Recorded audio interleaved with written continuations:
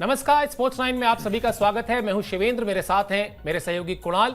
और ये जो वीडियो पे वॉल पर मैसेज है, ये बड़ा शानदार है। मैसेज है, धाकड़ शतकों का टाइम चल रहा है। अब ये जो धाकड़ शतक है, ये क्यों लग रहे हैं, इनका एशिया कप से क्या कनेक्शन है, किस तरह से खिलाड़ी हर संभव कोशिश कर रहा है कि स्क्वाड में तो आ गए लेकिन प्लेइंग 11 में जगह मिल जाए एशिया कप के, ये सब कुछ इसी शो में डिस्कस करेंगे। पेज थोड़ा सा फंस गया है, हालांकि जो शतक लगाए गए हैं वो डोमेस्टिक टूर्नामेंट है, उस तरह से उतने बड़े टूर्नामेंट नहीं है, लेकिन वो कंफ्यूजन तो क्रिएट करेंगे जब कप्तान और कोच बैठेंगे प्लेइंग 11 चुनने के लिए। सबसे पहले आपको खबर बताते हैं कि आखिर ये शतक लगे कहां हैं, उसके बाद कुणाल से बातचीत भी करेंगे। एशिया कप के प्लेइंग 11 को लेकर पेज फंसा है, अपडेट दिखा दीजिए, क्योंकि हम उसको जोड़कर देख रहे हैं इस शतक से। रिंकू सिंह के बाद अब संजू सैमसन ने धाकड़ शतक लगा दिया है।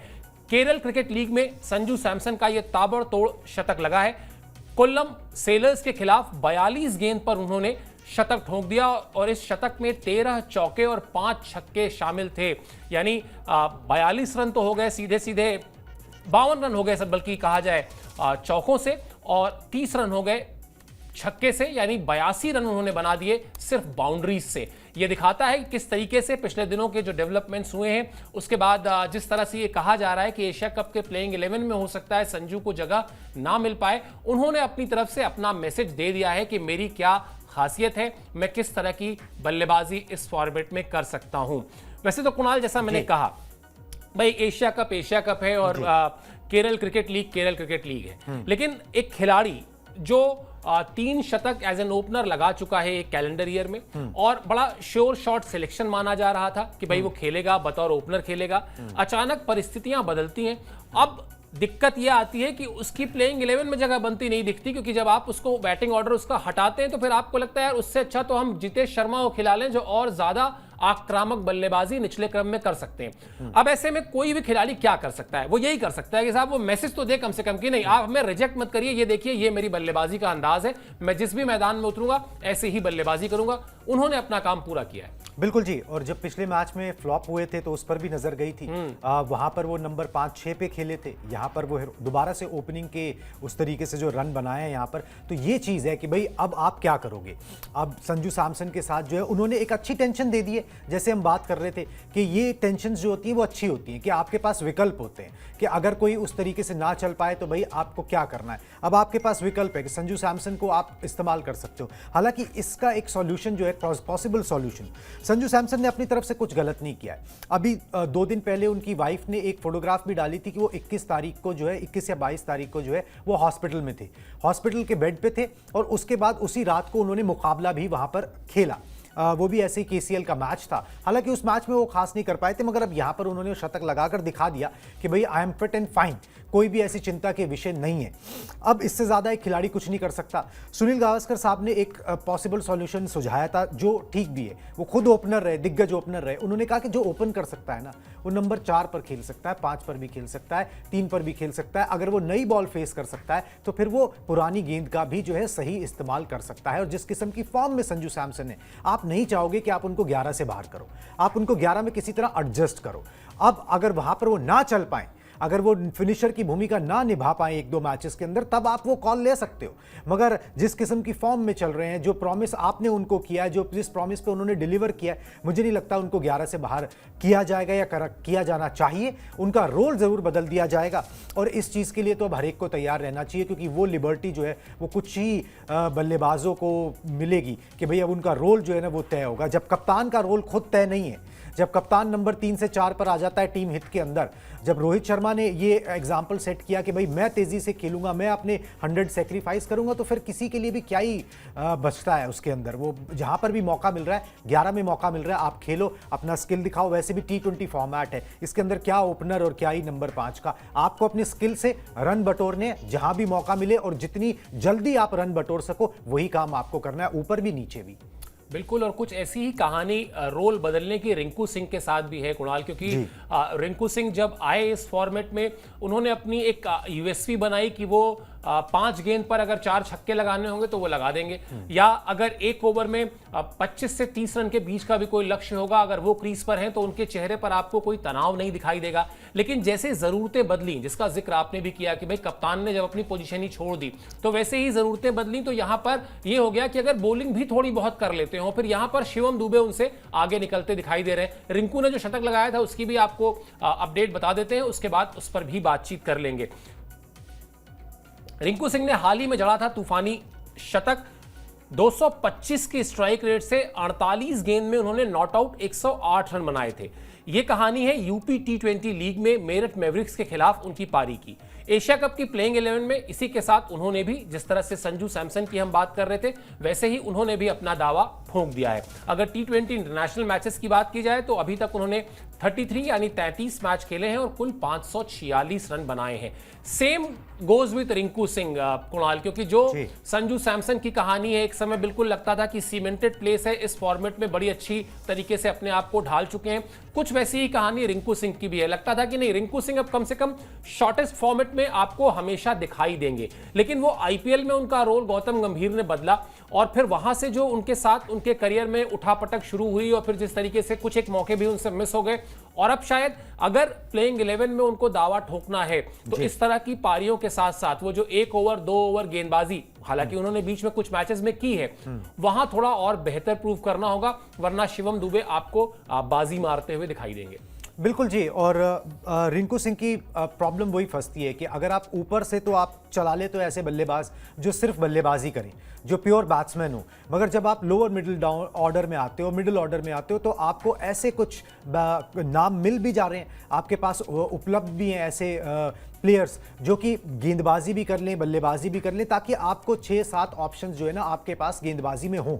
तो इसलिए आप वहाँ पर ऑलराउंडर्स का ज़्यादा रोल देख रहे हो, और इसीलिए रिंकू सिंह की जो पोजीशन वो नीचे खिसकती गई, जो आईपीएल में जिसका आपने जिक्र भी किया, और उसके बाद जो है इस तरीके के हालात हैं। मगर उन्होंने भी अपना, वो भी वही कर सकते हैं जो एक बल्लेबाज कर सकता है, कि उन्होंने अपनी उपयोगिता दिखाई है कि भाई मैं कितना विस्फोटक हूँ, मैं आपको लेफ्ट हैंडर का एक ऑप्शन भी देता हूँ, राइट लेफ्ट का कॉम्बिनेशन भी, कुछ पॉजिटिव्स भी उनके साथ हैं, इसीलिए वो टीम में है। हाँ, कुछ चीज़ें पे उन्हें काम करना है, जैसे कि अपनी गेंदबाजी में अगर थोड़ा सा और सुधार कर लेंगे, गेंदबाजी थोड़ी और बेहतर कर लेंगे, तो फिर ज़्यादा आसान हो जाएगा उस जगह को सीमेंट करना।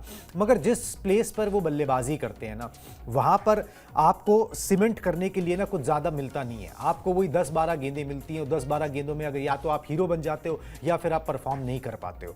अगर आपकी किस्मत अच्छी रही तो आप वो 10-12 गेंदें हो सकता है आपको पाकिस्तान के खिलाफ मैच में मिल जाए, आप वहाँ पर कुछ अच्छा कर गुजरो, उसके बाद आपको टीम से बाहर करना मुश्किल हो जाए। तो ये कुछ नसीब पे भी डिपेंड करता है, खिलाड़ी अपना काम ही कर सकता है। रिंकू सिंह अपना काम कर रहे हैं, जो काम उन्हें आता है, बाकी अपना अपना नसीब है। आपको अपॉर्चुनिटीज मिलेंगी तभी तो आप अपने जगह सीमेंट कर पाओगे, तभी तो आप वैसा रेपुटेशन बना पाओगे कि आपको टीम से बाहर करने के बारे में फिर ना सोचा जाए। वो अपॉर्चुनिटीज थोड़ी नसीब से मिलती हैं, और जब मिलेंगी तो उसको इनकैश भी करना पड़ेगा। यही एक तरीका है, क्योंकि जिस प्लेस पे वो खेलते हैं उसके दावेदार वहां पर कई हैं, वहां पर ऑप्शंस आपके पास कई हैं, और इसी तरीके से जो है आगे बढ़ा जाएगा। आपको बस उन अपॉर्चुनिटीज का इंतजार करना है और फिर उनको इनकैश करना है।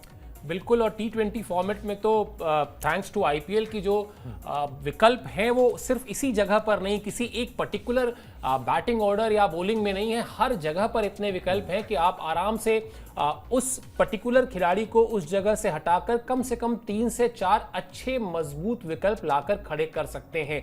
इस वक्त मुझे नहीं लगता कुणाल, मैं अगर कोई हाइपोथेटिकल बोल रहा हूं या अतिशयोक्ति बोल रहा हूं, 15 नहीं कम से कम 50 से 60 खिलाड़ियों का पूल ऐसा है कि अगर आपको दे दिया जाए और कहा जाए कि इसमें से 3 टीमें अच्छी बना दीजिए, आप बड़े आराम से बना देंगे, क्योंकि ये आईपीएल से हुआ है, इस तरह से निकल कर आया है। चलिए आपको बताते हैं, जो चर्चा अभी हम कर रहे थे वो अपडेट में भी दिखा देते हैं कि आखिर क्यों इन दोनों ही खिलाड़ियों की जगह पर, यानी संजू सैमसन और रिंकू सिंह, अगला अपडेट दिखा दीजिए कि जगह पर क्यों खतरा है।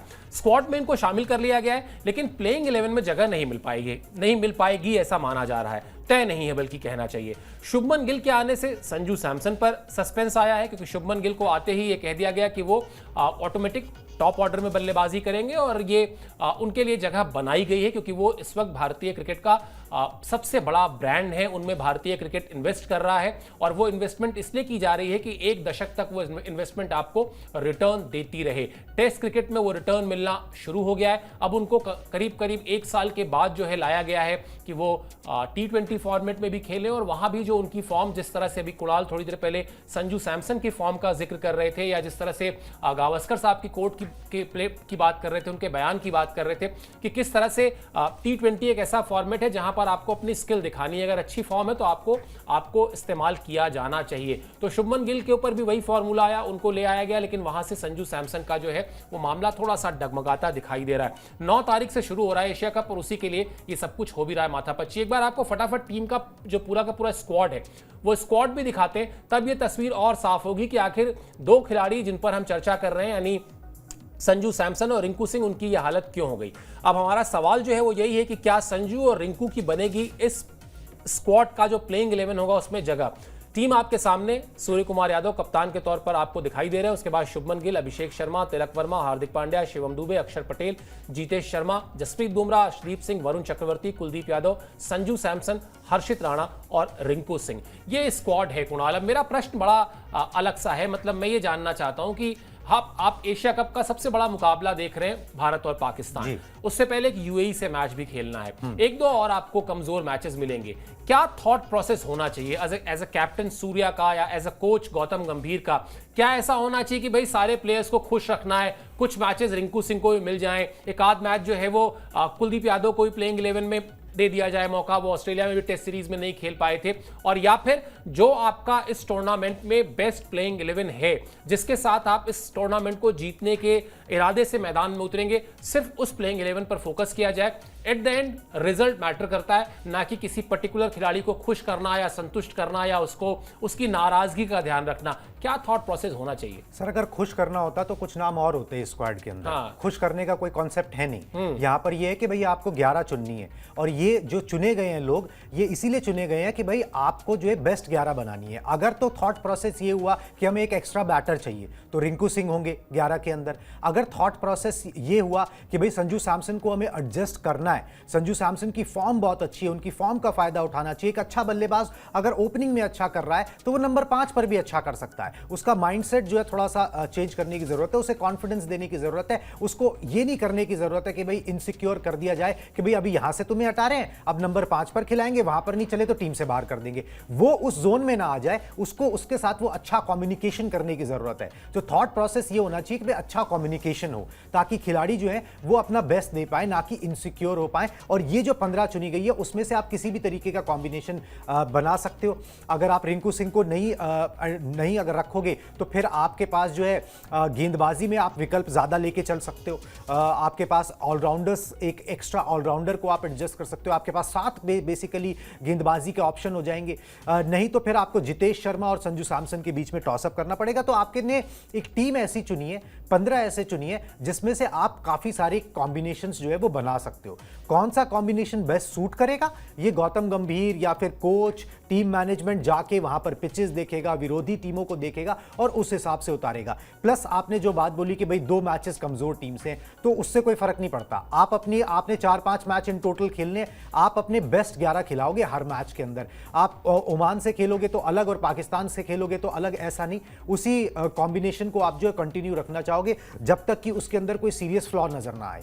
बिल्कुल, और ये अप्रोच होना भी चाहिए। आप अगर हर मैच को इस आधार पर जाएंगे कि विरोधी टीम कौन सी है, तो आपकी टीम में जो तालमेल होना चाहिए वो तालमेल ही नहीं बन पाएगा। कई बार ऐसा होता है कुणाल कि आप सोचते हैं कि चलो यार ये तो थोड़ी हल्की टीम है, खिला देते हैं इन खिलाड़ियों को भी जो आए हैं यहाँ पे, लेकिन उसमें होता ये है कि फिर वो T20 में जिस तरह का एक माला बनती है ना, जैसे आप एक सुई से धागे के साथ उसको पिरोते हैं, उस तरह का मामला है टीम में। तो आप चाहते हैं कि टीम का वो जो... मैं बीच में रोकूंगा, मगर इसमें पता है क्या, ये ना पहले जरूर होता था। हाँ ठीक है, जो सौरव गांगुली के टाइम पे खिला देते हैं और ये वो, अब जो मेरे को लग रहा है टीम इंडियन टीम जो है ना वो थोड़ी और ज्यादा प्रोफेशनल हो गई। ठीक है, अब वो खिलाने वाला कॉन्सेप्ट चला गया है। अब अगर आपको खिलाना होता और खुशी करना होता तो यही सेम टीम मैनेजमेंट था जो अर्शदीप को मौका देता हाँ। फिर वहां पर इंग्लैंड के अंदर, तो वो सब चीजें अब नहीं रह गई हैं। अब अगर कुलदीप को मतलब वो दोनों, और अभिमन्यु ईश्वरन जिनके लिए तो इतना कुछ हुआ कि भाई वो क्यों ले जाए गए हैं। हाँ। तो बिल्कुल ये बात सही है कि अब प्लेइंग 11 जो चुना जाता है वो मैच को जीतने के लिए, टूर्नामेंट को जीतने के लिए चुना जाता है, ना कि किसी खिलाड़ी को खुश करने के लिए या कोई मैसेज देने के लिए। चलिए खैर, एक और बड़ा टूर्नामेंट भारत की मेजबानी में शुरू हो रहा है, उस पर भी बात कर लेते हैं, क्योंकि वो महिला क्रिकेट से जुड़ा हुआ मामला है और अक्सर हम लोग इस पर खबरें आपको दिखाते हैं ताकि वुमेन्स क्रिकेट को भी जो प्रमोशन मिलना चाहिए वो मिलता रहे। आज से टीम इंडिया का कैंप शुरू हो रहा है। 7 दिन का ये ट्रेनिंग कैंप है जो विशाखापट्टनम में है। भारतीय टीम 2 मुकाबले भी खेलेगी विशाखापट्टनम में और इसलिए इसका फायदा भी उसको होगा। 30 सितंबर को श्रीलंका भारत के बीच खेला जाएगा पहला मैच, और दरअसल एक 3 मैच की सीरीज ऑस्ट्रेलिया के खिलाफ भी है इस वर्ल्ड कप से पहले। वो वनडे की सीरीज है। ऐसा माना जा रहा है कि ये जो कैंप है, ये कैंप उस वनडे सीरीज के लिए भी तैयारियां करवा रहा है, क्योंकि उसकी भी प्लेयर्स इस कैंप में होंगे। यानी जो वर्ल्ड कप के टीम है उसके प्लेयर्स होंगे, उसके साथ साथ वो जो ऑस्ट्रेलिया के खिलाफ वनडे सीरीज होनी है उसके प्लेयर्स भी इस कैंप में होंगे, और फिर ओवरऑल तैयारी जो है वो एक तरीके से वर्ल्ड कप की भी हो जाएगी। अच्छी सोच है, अच्छा प्रोफेशनल, अभी आपने शब्द इस्तेमाल किया था कुणाल, प्रोफेशनल अप्रोच है कि भाई दो चीजें हैं बड़ी, ऑस्ट्रेलिया के खिलाफ वनडे सीरीज भी है, फिर वर्ल्ड कप भी है, दोनों के प्लेयर्स को कंबाइन कर देते हैं, आपस में खेलें, हफ्ते भर एक दूसरे के साथ बातचीत करें, जेल करें, तालमेल बढ़ाएं। टीम अच्छी है। खिताब उस तरीके से बड़े जो है वहां तक अभी कन्वर्ट नहीं हुए, कुछ एक हुए भी हैं, लेकिन और ज्यादा खिताब आए और ज्यादा बड़े मुकाबलों में टीम जीते, उसके लिए जो कुछ करना चाहिए शायद फॉर्मूला तो यही होता है। बिल्कुल जी, और वो मेंस पे भी अप्लाई किया जाता है, वुमेन्स पे भी अप्लाई किया जाता है। मतलब वो जेंडर न्यूट्रल हिसाब किताब जो है ना वो बीसीसीआई का हो गया है कि भाई आप पे भी उस तरीके की सेम दे रहे हो, आप वहां पर उनको डील भी उसी तरीके से कर रहे हो। ऐसा नहीं है कि वहां पर कोई भेदभाव किया जा रहा है या वहां पर हल्के में लिया जा रहा है, तो यहां पर पूरी संजीदगी से लिया जा रहा है। चौथी बार जो है वर्ल्ड कप की मेजबानी जो है वो भारत में हो रही है वुमेन्स वर्ल्ड कप की, और इस बार कोशिश हर बार की तरह इस बार कोशिश भी यही है कि भाई इंडियन टीम जो है वो जीते, उसके लिए there should be no stone unturned. इस बार गोल्डन चांस नजर आता है। टीम अच्छी है, हरमनप्रीत कौर है, स्मृति मानना है, अच्छी एक्सपीरियंस और युवा खिलाड़ियों से मिलकर एक अच्छी टीम जो है वो बनी हुई है, जिसने हाल फिलहाल में कुछ अच्छी कामयाबियां हासिल की हैं। एक रुतबा जो है वो वुमेन्स क्रिकेट के अंदर अपने लिए हासिल किया है। ऑस्ट्रेलिया जैसी प्रतिद्वंदी से अगर आप जीतते हो तो आपका कॉन्फिडेंस लेवल और हाई जाएगा कि भाई आपको वर्ल्ड कप से पहले और हाई कॉन्फिडेंस मिलेगा, और अगर ये वर्ल्ड कप ये वुमेन्स टीम जीत जाती है तो ये कुछ उसी तरीके का कमाल होगा जो 1983 में हुआ था, जिससे फिर मेंस क्रिकेट की दिशा बदल गई थी, उस पर राइज आया, उसके बाद जो है सिर्फ क्रिकेट ने राइज किया। ये वैसा ही मील का पत्थर साबित हो सकता है। एक WPL ने कमाल किया आपके लिए, वुमेन्स प्रीमियर लीग ने, और एक ये अगर आप वर्ल्ड कप जीतते हो अपनी देश पे तो आपको हीरोज मिलेंगे जो ऑलरेडी जाने पहचाने नाम हैं घर घर के अंदर, उनमें से आपको हीरोज मिलेंगे और प्रेरणा मिलेगी और इंस्पिरेशन मिलेगी और लड़कियां आगे आएंगी, और इसको भी एक प्रोफेशन की तरह लिया जाएगा। जिस तरीके से मेंस क्रिकेट को एक प्रोफेशन की तरह लिया जाता है, वुमेन्स क्रिकेट को भी उसी पैशन के साथ जो है फिर फॉलो किया जाएगा। ये है सीक्रेट रेसिपी MDH का जीरा सिप जल जीरा मसाला। Sip, sip, जीरा सिप, MDH का जल्दी और जीरा सिप।